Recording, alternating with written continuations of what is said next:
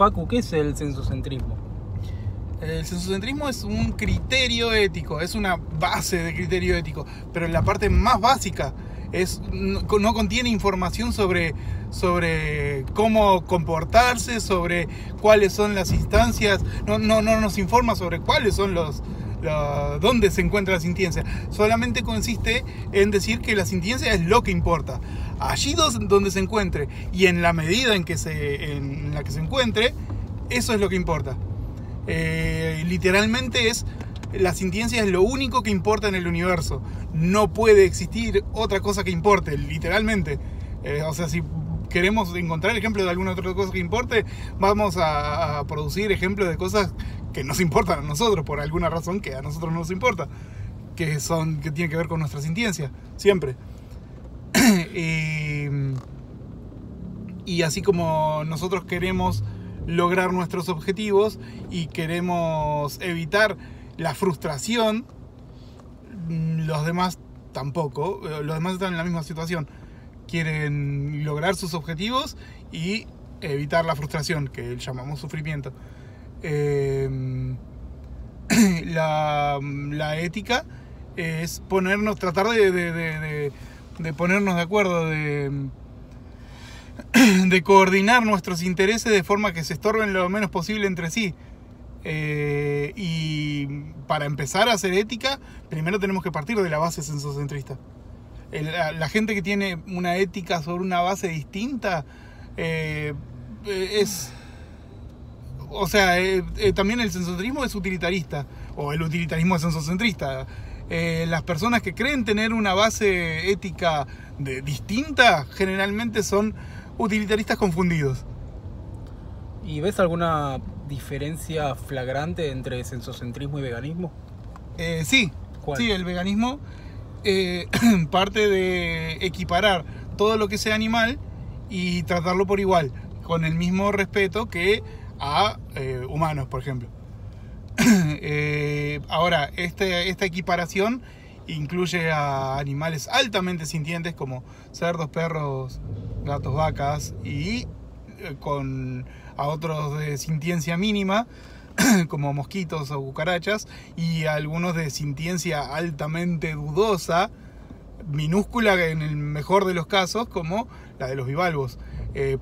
O sea, un vegano no puede comer bivalvos, no puede comer mejillones, ostras, esas cosas, pero un sensocentrista sí puede evaluar que la cantidad de sintiencia que hay allí, si es que acaso existe alguna, es minúscula y es indigna de preocupación ética. Y aparte, por ejemplo, ¿qué opinás de que si hubiese una forma de explotar animales en el cual no le infligís sufrimiento, según el sensocentrismo no habría nada éticamente incorrecto en hacerlo? Claro. En cambio, según el veganismo sí, sería incorrecto por la explotación en sí misma per se. Claro, eso este criterio existe desde antes de la concepción del sensocentrismo.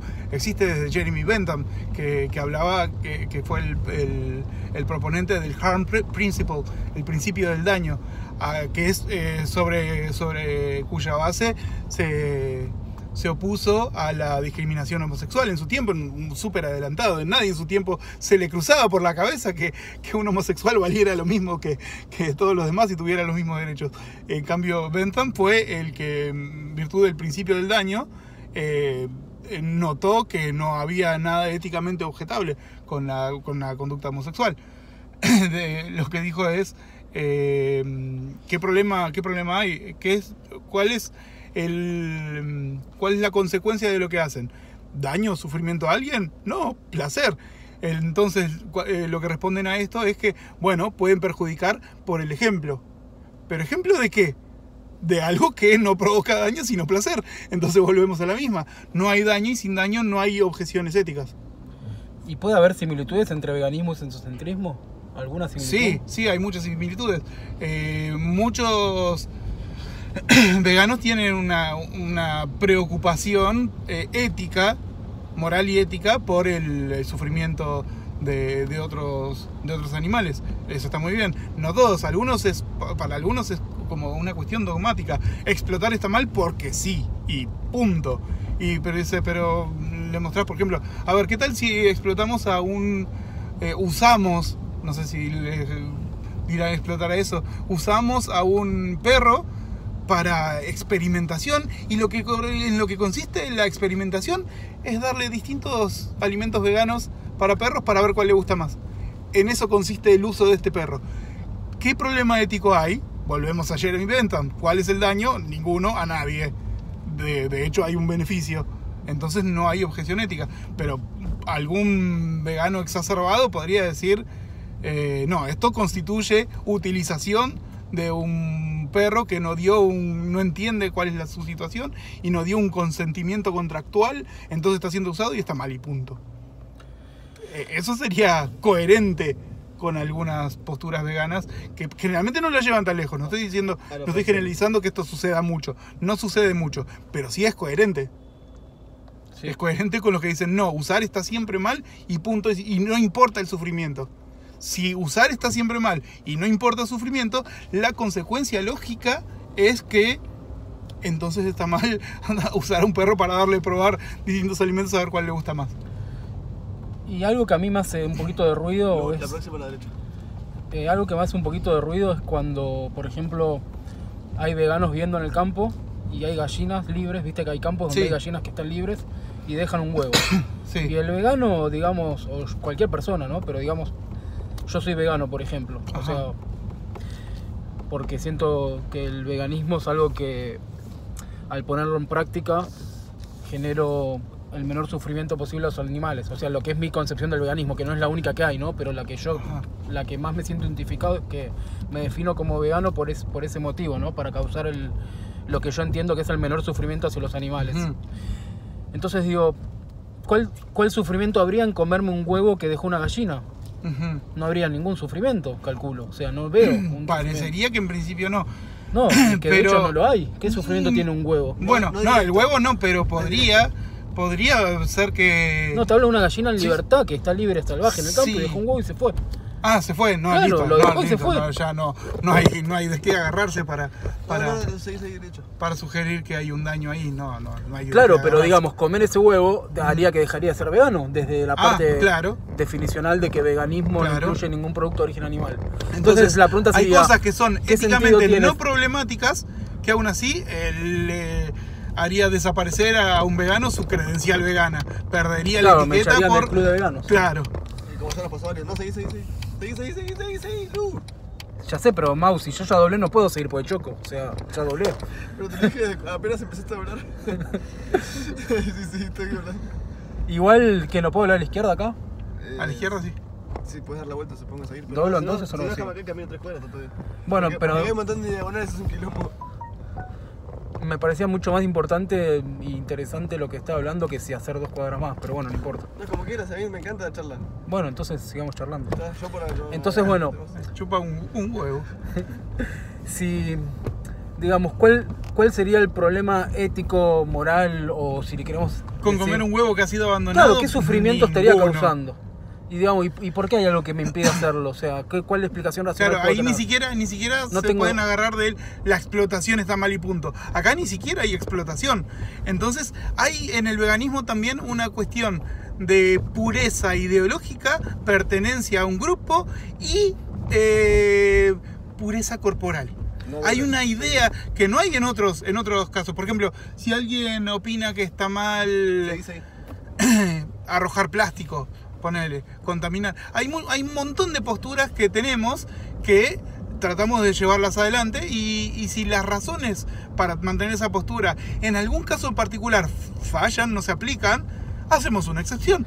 En todos los casos, todas las posturas que tenemos, si hay razones excepcionales para no seguir con ese lineamiento, hacemos una excepción. Lo contrario es caer en una falacia de secundum quid. Bueno, esto sería un secundum quid.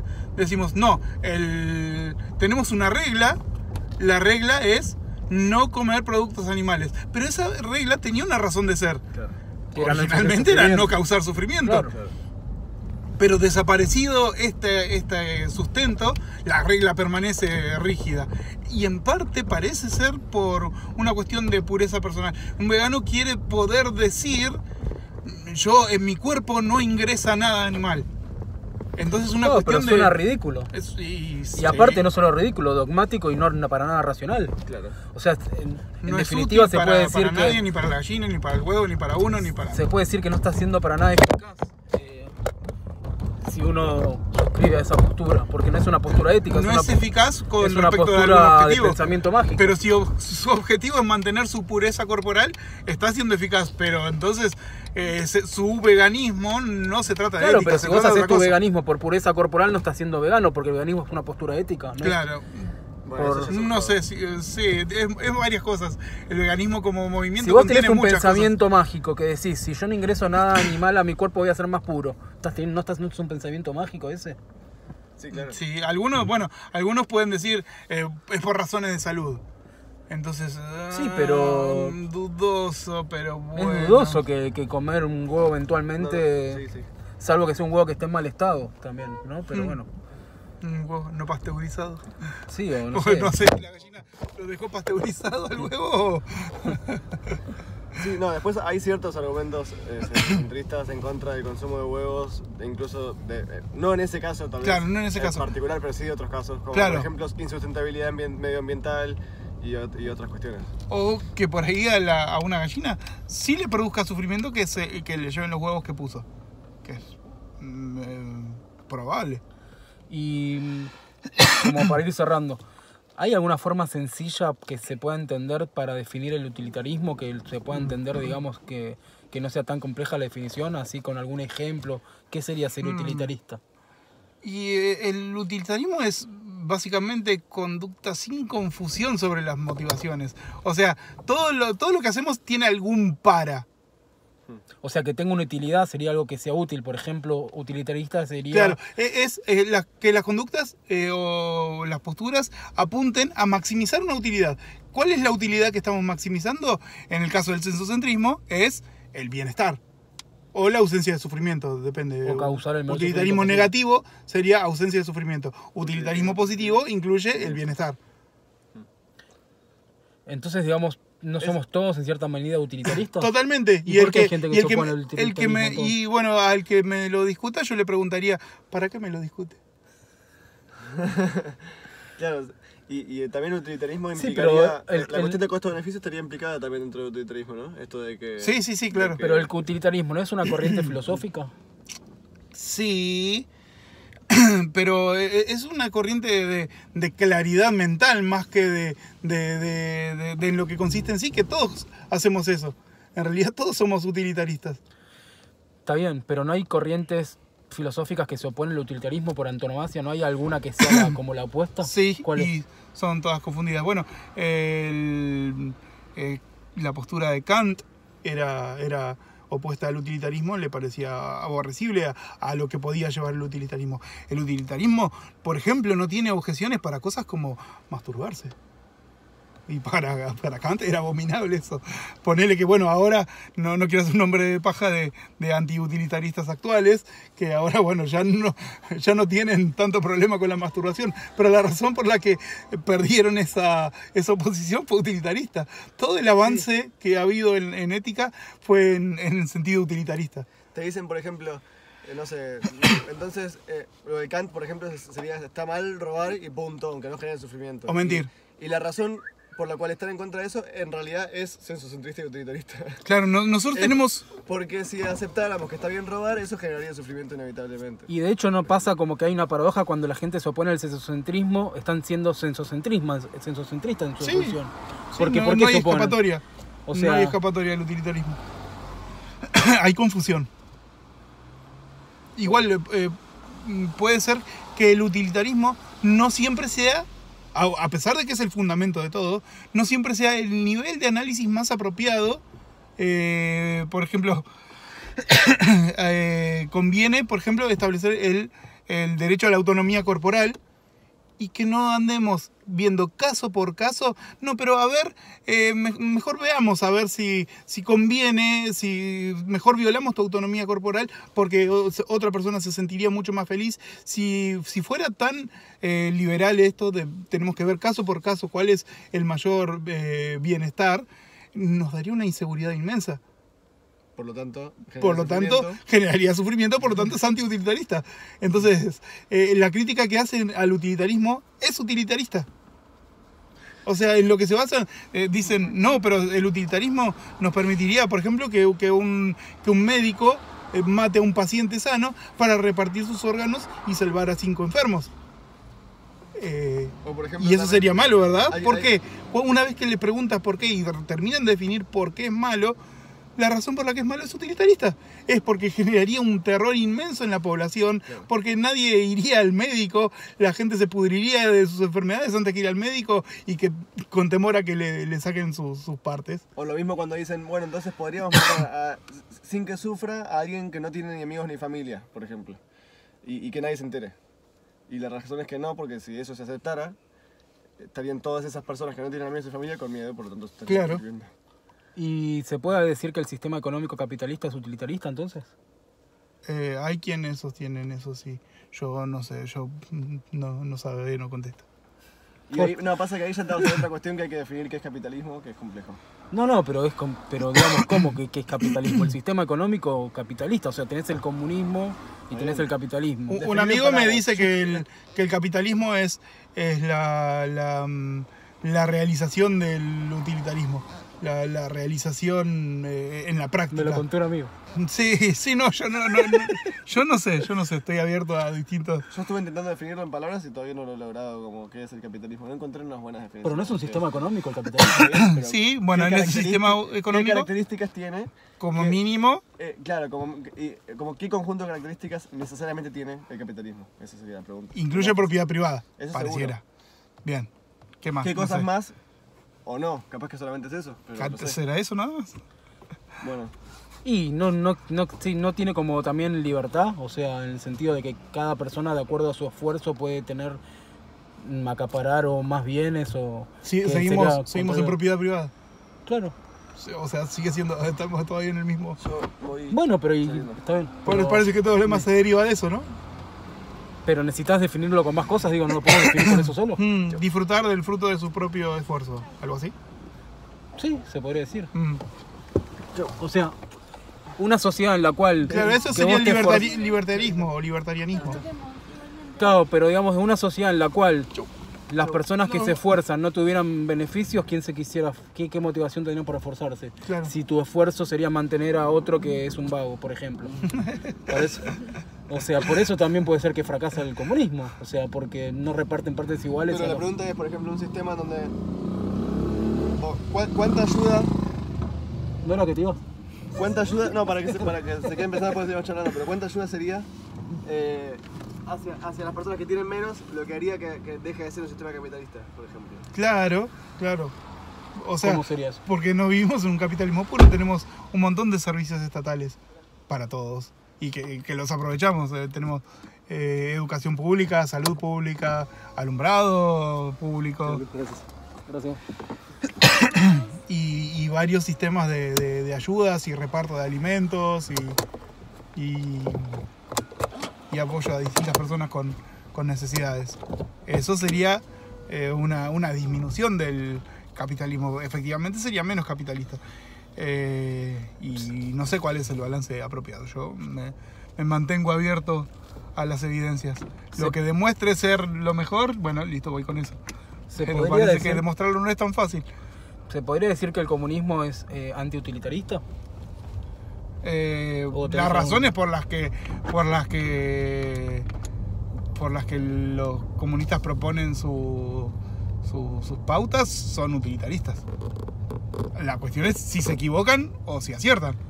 Eso es algo que se ve en las No, pero evidencias. digo lo que mostró la historia, no está mostrando que está siendo antiutilitarista el comunismo. Hay otra palabra más ¿Cuál? simple, equivocado. Se equivocan. O sea, si piensan que con el comunismo nos va bien, las evidencias muestran que no, se equivocan.